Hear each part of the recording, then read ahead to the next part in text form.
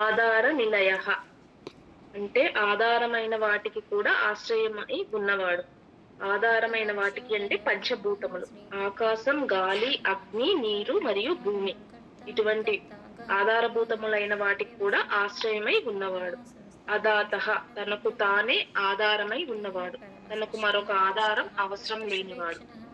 పుష్పహాసః హాసము అంటే నవ్వు. వికసించిన పుష్పముల వంటి నవ్వు కలవాడు. పుష్పహాసః. ప్రజాగరః సదా మేల్కొని ఉన్నవాడు. జ్ఞానం మెలకువని, అజ్ఞానం నిద్రను సూచిస్తాయి. భగవంతుడు ఎప్పుడూ నిత్య జ్ఞాన స్వరూపుడు కాబట్టి ఆయన సదా మేల్కొని ఉంటాడని చెప్తున్నారు. ప్రజాగరః అంటే. ఊర్ధ్వగః సర్వోన్నతమైన స్థానమందు ఉండేవాడు. సత్పదాచారః సన్మార్గంలో నడుచువాడు. ప్రాణదః ప్రాణ ప్రదానం చేయువాడు లేదా జగత్తు మొత్తానికి ప్రాణమై ఉన్నవాడు.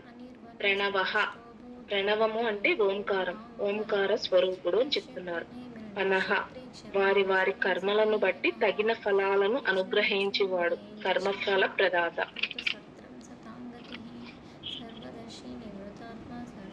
ఆధారమైన పంచభూతములైన ఆకాశం, గాలి, అగ్ని, నీరు మరియు భూమి వీటికి ఆశ్రయమై ఉన్నవాడు.